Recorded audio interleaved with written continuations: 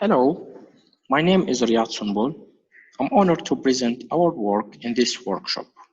Our paper presents an initial version for semantic representation for functional software requirements. In this presentation, we will start with a quick introduction about requirement-related tasks, and the gap which we are trying to narrow down. Then we will give a quick overview about our idea. After that, we will present requirement vector or RecVec, our proposed semantic representation. Finally, we will present the results of our evaluation and will conclude the presentation with the main results and the future works. Requirements represent the core element for any software project. Engineering these requirements is a challenging, time-consuming, and error-prone work, mainly for larger projects, as large volume of requirements came from various stakeholders that could include different types of conflicts, such as interdependency, inconsistency, etc. Moreover, requirements typically are specified in natural language, which increase the complexity of the requirement and requirement engineering tasks because of the ambiguity, incompleteness, and inaccuracy of natural language. Therefore, understanding and representing the meaning of requirement play a major role in automating any requirement engineering task. These challenges and problems have motivated researchers to carry out researches in many areas of requirement engineering, especially in the last 3 decades. A large amount of these researchers use natural language processing, or NLP, to support the automation of different tasks in requirement engineering, such as requirement classification, consistency checking, or other applications such as related requirement identification, etc. However, a few of them address the semantic level of analyzing requirement, and the gap is still clear between the required and the existing semantic understanding approaches for requirement text. In our research, we are trying to suggest a semantic representation which is easy to use in different requirement engineering tasks. Requirement text reflect different aspects. For this reason, we started by defining what we will call the semantic dimensions of these requirements. Then we represent these dimensions, and based on that, we represent the requirement. So first, we will discuss the concept of semantic dimension of a requirement, especially a functional software requirement. As we mentioned in the last slide, requirement structure is complex, or let's say it reflects different aspects of meaning. Each of these aspects could be considered as a semantic dimension for requirement meaning. For example, in this requirement, as an admin, I am able to import event records. In this example, there are 3 main elements. Each of them could represent a semantic dimension. The admin, which represents the main actor in the requirement, the main action, which is import, and finally, event records, which represent the affected elements. There are a number of works which proposed or classified the different ways to express requirement. In general, there are 3 main types of representation. The first one is natural language representation, such as free text. The second one is constrained language, or we can call template-based representation. And the most well-known example in this case is the user story of Agile. The third type is formal specification languages such as UML and other formal languages. Each of these representations could be seen as a shadow for the meaning. Each of them focus on some aspect for the requirement. Some of them focus on actor, others focus on goal or action, etc. But in general, I think we can assume, since these representations are widely used, we can assume that the main or the core, or let's say the clear dimensions for the semantic should exist in these representations. So based on that, we can define our initial set of dimensions. The first dimension is the main actor, which represents the main stakeholder in the requirement. Actions reflect all involved actions. And finally, affected elements, which could be another stakeholder or a data object. Actions and affected elements could include more than one item. But of course, these items do not have the same level of importance. For this reason, we need to find a way to weight them. So based on this dimension, we can now present the proposed representation and the approach we suggest to retrieve this representation. Our method consists of 3 steps: text analysis, semantic dimension representation, and finally, constructing a requirement representation. In the next slides, we will explain each of them in more details. Text analysis phase includes 3 steps. Tokenization, where we split the requirement text into a list of tokens. Part of speech tagger, where we assign a suitable grammatical tag for each word in the sentence, like in the following example, noun, verb, etc. And finally, noun phrases chunking, where we extract noun phrases from requirement text by detecting each sequence of noun connected with a connector. For example, department manager is grouped as one noun phrase. So in the next step, we classify requirement text words into the 3 defined semantic dimension of requirement. We used a set of heuristics to do that.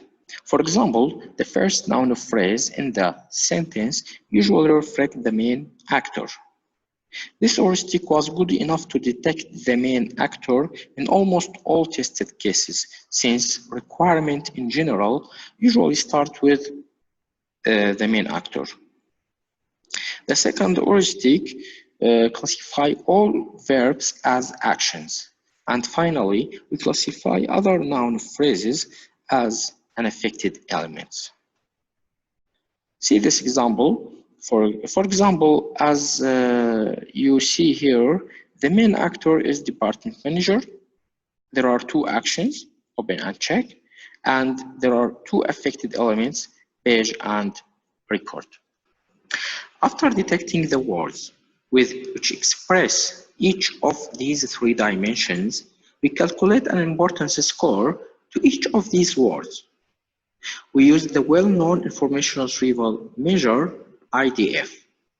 This concept is widely used in information retrieval domain to reflect how important a word is to a document in a collection or a corpus. In our case, it's used to reflect the importance of a word to a requirement in a collection or a set of requirements. As you see here in this example, a score is assigned to each of the words in each dimension.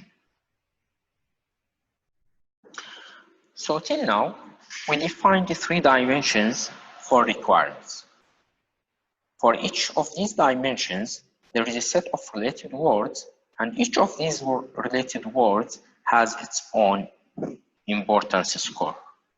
The missing point till now is representing words, because based on representing these words, we can calculate a representation for the dimensions using the importance score, and based on the representation of these dimensions, we can find and build a representation for the requirement itself. To represent words, we used the well-known word embedding representation, word2vec, which is a vector representation for each word. Word embedding is capable of capturing the context of a word within a document that can detect semantic and syntactic similarity, relation with other words, and other important features. Moreover, word embedding has empirically shown interesting linguistic regularities, like the well-known example, king equal man minus woman plus queen. This means that if we get the vector of the word man minus the vector of the word women and added the vector of the word queen, we can find a vector which is very similar to the vector of the word king. In our work, we used a model trained on software engineering domain, which is very suitable for our case since we focus on requirement engineering and on representing requirement. This model gives a vector with 200 dimension, with the dimension 200, and we can find this vector for each word. Based on that, we can find the semantic dimensions. So till now, we have a word representation, we have an importance score for each word, and now we can calculate the dimensions of representation based on that. We can do that for each dimension using the weighted average of its words. As explained in this equation, as you see, the weight of each word is its importance score, which is calculated using the IDF. The final result for this step is 3 vectors, one for each dimension, actor, action, and affected elements. Each of these vectors have dimension, the dimension of 200. Finally, we concatenate these 3 vectors to construct one vector for the requirement. Actually, there are many ways to merge a set of dimensions in one vector, such as principal component analysis, average, concatenation, etc. We choose to concatenate them since each of these 3 vectors reflect a different perspective of requirement. Thus, it doesn't make sense to merge them in one vector with the dimension 200. So we concatenate these dimensions in one vector, and we will use this vector in our experiments. After presenting requirement vector, we will evaluate it based on testing the effect of using requirement vector in 2 core requirement analysis tasks, detecting semantic relation between requirement and requirement categorization. So the first experiment is using requirement vector in detecting semantic relation between requirements. We constructed the dataset of this experiment by starting with a publicly available set of user stories created by the Duke University team. The original dataset consists of 4 sets of user stories. We chose the largest one called Web Company. This set consists of 77 requirements. Based on that, we constructed the pairs, which is about 5,800. Then we annotated these pairs manually. We used 2 scales to annotate them. The first scale is Boolean 1, related or not related. The second one is 5-point Likert scale, extremely related, very related, somewhat related, not very related, and not related at all. The final output for the annotation process is two data sets, MARP2 and MARP5, as described in the table here. These are some details about the annotation process. The initial annotation has been done by two independently annotators.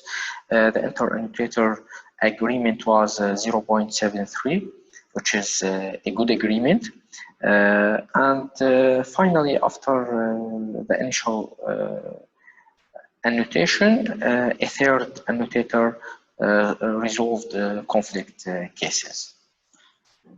So after preparing our data set, we compared the manual annotation with the automated approach, which use requirement vector.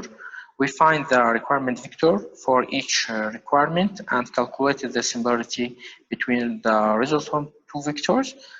Based on a threshold theta, we can decide if a pair is related or not.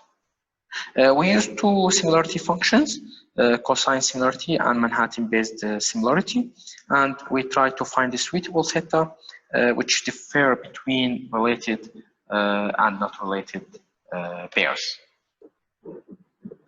As you see in this chart, the best theta was 0.45. The best possible F measure was about 92. And with the same level of precision and recall. Also, we used the MARP5, which gives a fuzzy evaluation of the relation between two requirements.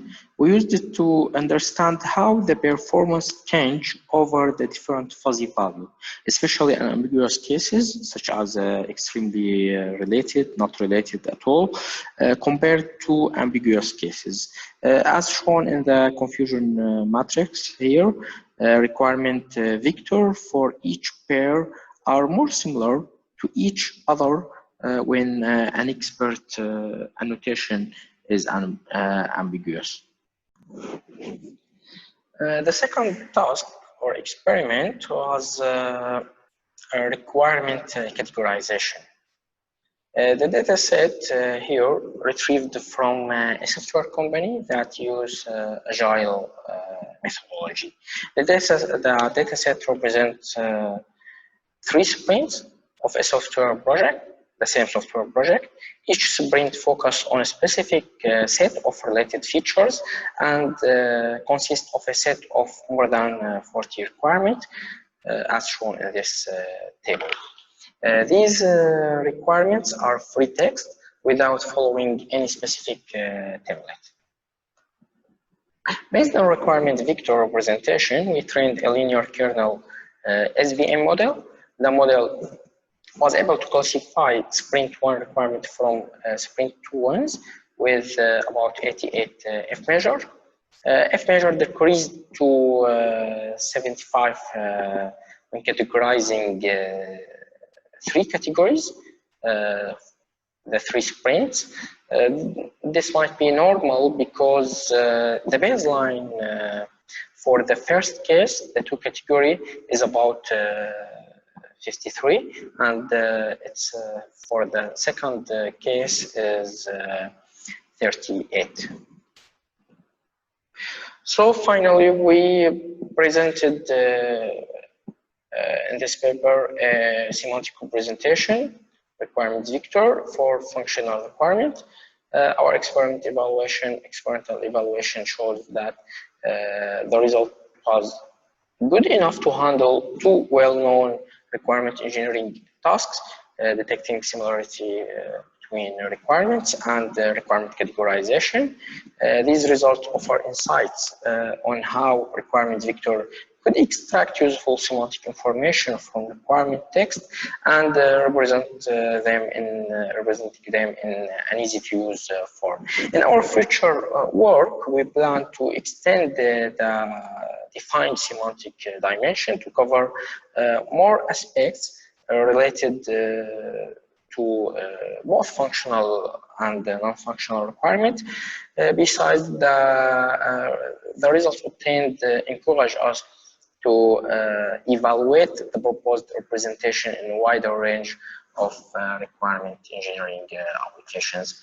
And finally, thank you very much for listening.